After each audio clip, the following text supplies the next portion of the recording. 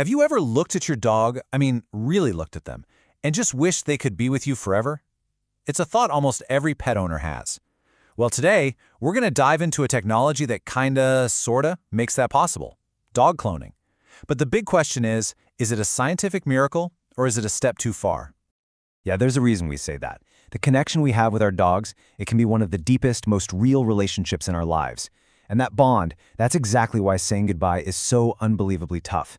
It's also what's fueling this whole multi-million-dollar industry, one that promises to bring man's best friend back. And that is the question, isn't it? It's powerful, it's tempting, but is it really the same friendship?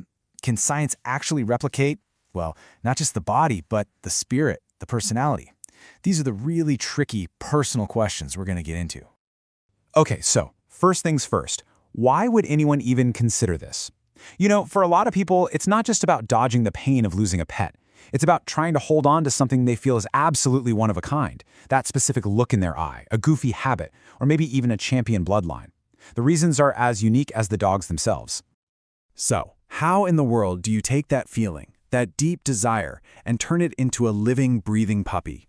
Well, the science behind it is pretty brilliant, but for some, it's also kind of unsettling. So let's break down how creating a genetic copy of a dog actually works. All right, so the fancy scientific term is somatic cell nuclear transfer.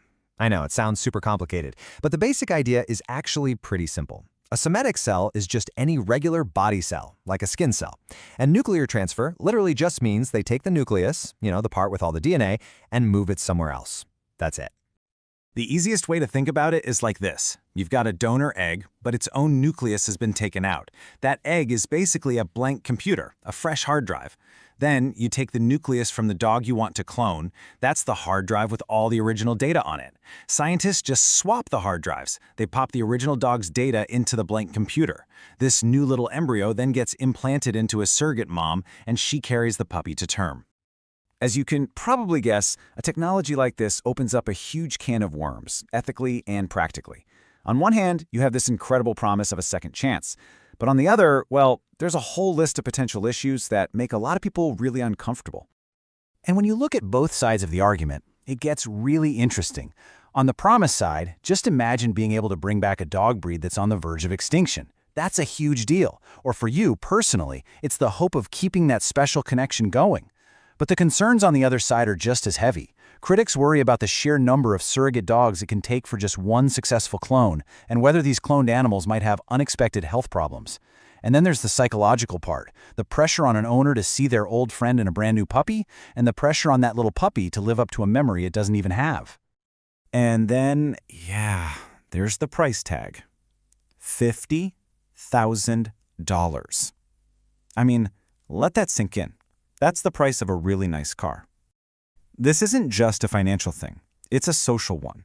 It immediately brings up the question of who even gets to access this kind of technology.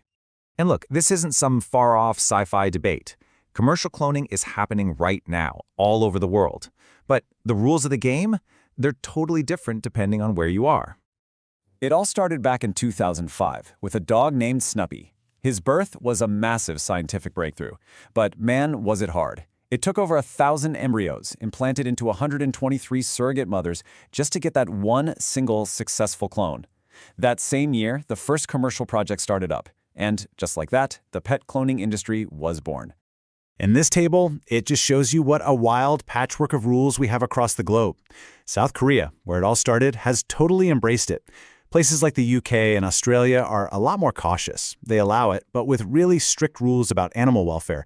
And then in the US and China, it's kind of like the Wild West, with private companies really pushing the limits in a space that doesn't have a lot of regulation. To really get the human side of all this, you've got to hear the story of a dog who became a global superstar. They said she was so small when she was born she could fit inside a teaspoon. Her name was Miracle Millie. So, this is Miracle Millie.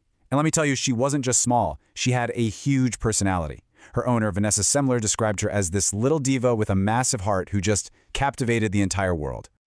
Okay, so how tiny are we talking? At her full height, Millie was 3.8 inches tall. To put that in perspective for you, that is shorter than a credit card is long. Just tiny. And she weighed, get this, just 1 pound. Her size made her famous for sure, but it was her unique genes that would soon make her a scientific legend.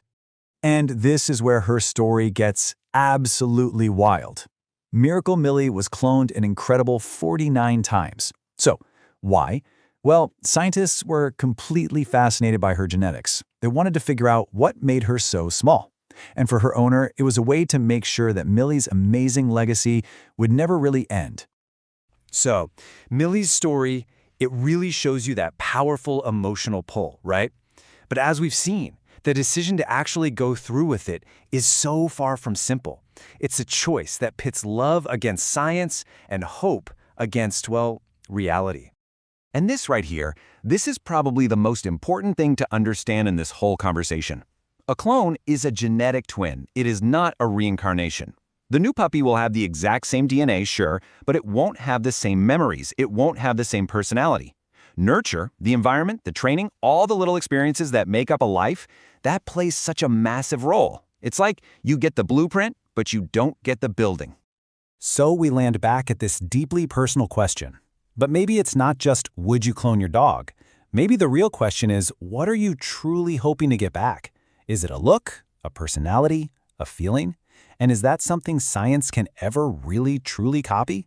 It's a question that makes you think about life, love, and what it actually means to be one of a kind.